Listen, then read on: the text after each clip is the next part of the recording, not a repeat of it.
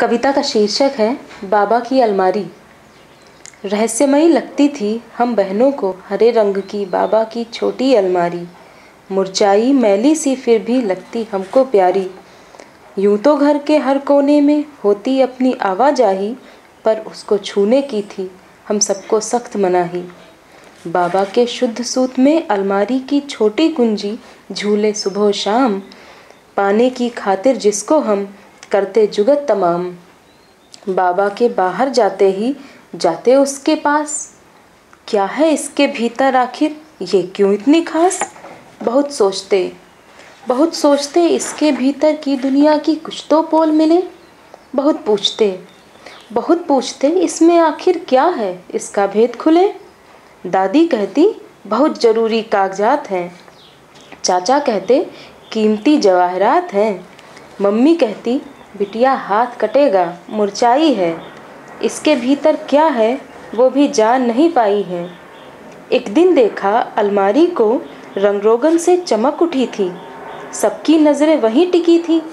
भेद खुला जब भैया आया, खुली तभी अलमारी। निकले कपड़े नन्हे नन्हे, ऊन का गोला शहद की शीशी, हंसता जोकर नटखट बौना, हाथी घोड़ा खेल खिलौना। थी बच्चों की दुनिया सारी, तब से लगती हम बहनों को बहुत पराई बाबा की छोटी अलमारी। एक दूसरी कविता है जिसका शीर्षक है बेल दूं। जब भी बनाती हूँ लोई और बेलती हूँ रोटी, तो मन होता है दुनिया की सारी गोलमोल चीज़ें बेल दूं। बेल दूं धरती, बेल दूं सूरज, बेल दूं चाँद, बेल दूं व्यवस्था, बेल दूं समाज, बेल दूं सदियों का उत्पीड़न और पका दूं उसे चेतना की आग में। सीटी नाम से एक कविता है। आग पर चढ़ाते ही कुकर गर्म होकर खदबदाने लगता है और बज उठती है सीटी। सोचती हूँ उत्पीड़न की आग पर सदियों से चढ़ाए जाने के बाद भी गर्म होकर क्यों नहीं खदबदाता कुछ भी स्त्री के भीतर, क्यों नहीं बजती चेतना की सीटी।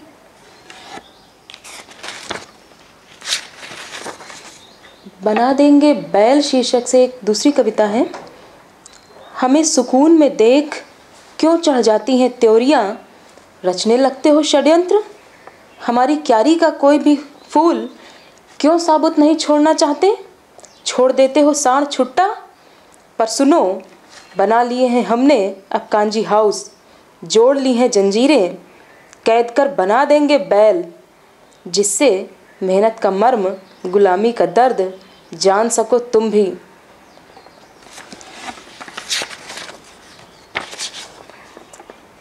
नींबू नाम से एक कविता है। घर को हर बुरी नज़र से बचाने को तैनात दरवाजे पर, सारे टोने टोटकों को अपने ऊपर ले लेने को तत्पर, जो सवार दे रंग रूप मिटा दे जलन धूप की, जो बन अचार सदियों से बढ़ाती रही जायका, हर बार निचोड़ कर रख दिया स्त्री को नींबू की मानिंद। और वह है कि कमबख्त सूख कर भी दाग छुड़ाती रही तुम्हारे ऐबों का। चुप्पी शीर्षक से कविता है। हर रोज़ कितनी बातें चाहे अनचाहे निशान छोड़ ही जाती हैं मन पर स्त्री के। धोते हुए बासन कपड़े हर दाग रगड़ कर फटक कर छुड़ा देना चाहती है स्त्री।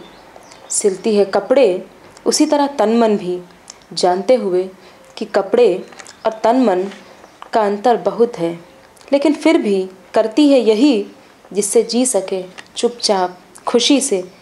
पर क्या ऐसा हो सकता है।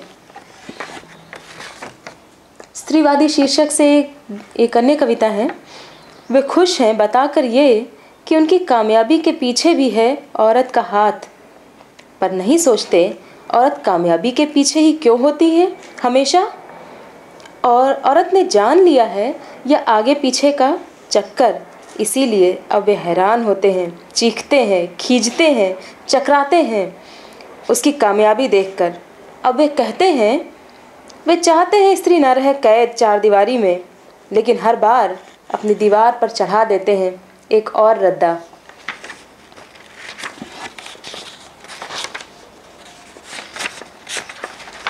अभी स्त्रियों से संबंधित ही कविताएं सुना रहे हैं। आग नजरें शीर्षक से एक दूसरी कविता है, कुछ लंबी है। पिंजरे में बंद मैना घर की औरतों से गाती बतियाती फुदकती, उड़ते पंछियों को देख पंख फड़फड़ाती, खा लेती जो मिल जाता। आग नज़रों के नीचे रुबाबदार मूछें देख वह पिंजरे में भी फड़फड़ाती फुदकती न थी। सतर्कता से हर आदेश सुनती, मानती, प्यार नहीं करती, डरती है मूछों के रौब से। बूटों के साथ रौबदार मूछें होते ही घर में दाखिल, आग नज़रें लेती हैं जायज़ा एक एक कोने का। घर खुश अपनी सुघड़ता सुंदरता पर कि आज नहीं छूटा एक भी काम, आज नहीं टूटा एक भी नियम। आग नज़रें अपनी काबिलियत पर खुश, उन्हें पता है कुछ तो छूटा ही होगा इतने सारे कामों के बीच। वो नियम तो टूटा ही होगा जो बना नहीं अब तक। हर रोज़ नया नियम बनाना, मीन में एक निकालना शगल है उनका। अचानक मूछें हिलती, रौब से और नुकीली होती, वक्र त्योरियाँ बूट के साथ उतर जाती भीतर तक। रात की चीखें रुदन सुबह चूड़ी खनकाते लग जाती हैं मूछों की खिदमत में, आदेश पालन में, ममता लुटाने में, घर को मकान को घर बनाने में। पर आज शरीर पर पड़े नील के निशान के साथ खोल देती है पिंजरा जहाँ मैना कैद है। प्रश्नबिद्ध शीर्षक से एक दूसरी कविता है। उसके शरीर पर अब नहीं पड़ते नील के दाग, खून नहीं रिश्ता घावों से। पड़ोसी खुश भला आदमी है, प्यार करता है औरत से। अब शरीर नहीं मन पर छूटते हैं निशान, बनते हैं अनगिनत घाव। खून नहीं दर्द बहता है नसों में, शब्दों के हथौड़े चलते हैं तड़ तड़ तड़। टूटती है वह रोज किरच किरच बिखर जाती है, विरोध की एक भी आवाज़ कर देती है रिश्ते का अंत।